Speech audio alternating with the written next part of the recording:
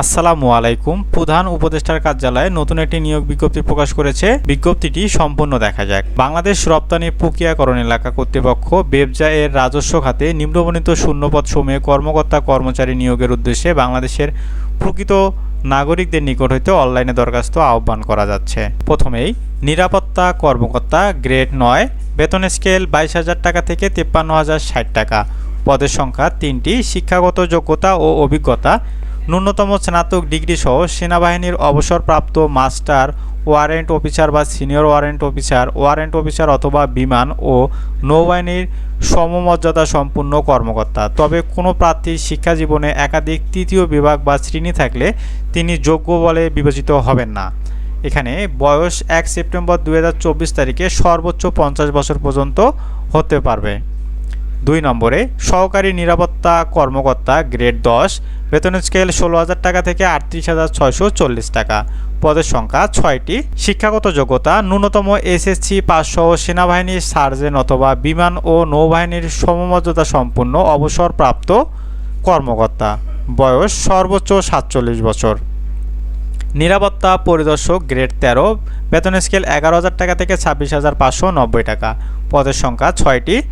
শিক্ষাগত যোগ্যতা HSC pass সহ সশস্ত্র বাহিনীর কর্পোরাল অথবা সমমর্যাদা সম্পূর্ণ পদে অবসরপ্রাপ্ত ব্যক্তি।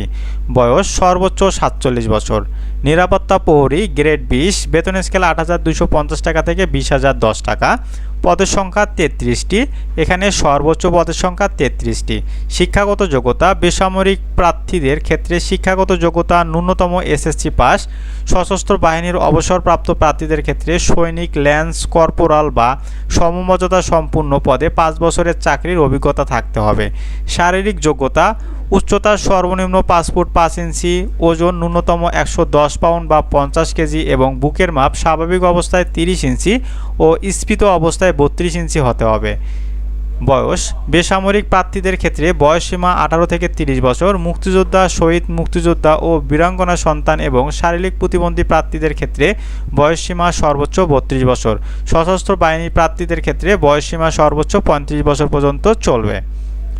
শর্তাবলী নিয়োগের ক্ষেত্রে বিদ্যমান সরকারি বিধিবিধান ও পরিবর্তিত ক্ষেত্রে প্রযোজ্য বিধিবিধান অনুসরণ করা হবে। চাকরি প্রার্থীদের যথাযথ কর্তৃপক্ষের পূর্বানুমতি গ্রহণপূর্বক আবেদন করতে হবে এবং মৌখিক পরীক্ষার বোর্ডে কর্তৃপক্ষ অনাপত্তিপত্র দাখিল করতে হবে।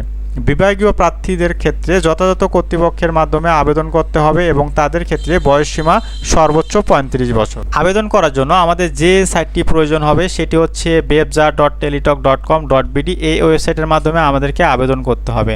অনলাইনে আবেদনের শুরুর তারিখ 26/9/2024 খ্রিস্টাব্দ এবং আবেদনপত্র জমাদানের শেষ তারিখ 24/10/2024 খ্রিস্টাব্দ। আবেদনের জন্য আমাদের 300x300 পিক্সেল সাইজের ছবি এবং 300x80 পিক্সেল সাইজের স্বাক্ষর আপলোড করতে হবে। কোন পদের জন্য কত টাকা ফি প্রদান করতে হবে সেটি দেখা যাক। 1 নং পদের জন্য 669 টাকা প্রদান করতে হবে এবং 2 নং পদের জন্য 558 টাকা প্রদান করতে হবে এবং 3 নং পদের জন্য পরীক্ষার ফি বাবদ 223 টাকা প্রদান করতে হবে। আবেদন করার পর আমরা যেভাবে টেলিটকের মাধ্যমে টাকাটি পেমেন্ট করব সেজন্য আমাদেরকে টেলিটকে SMS অপশনে গিয়ে লিখতে হবে বেবজা স্পেস ইউজার আইডি এবং সেন্ড করতে হবে 16322 এই নম্বরে।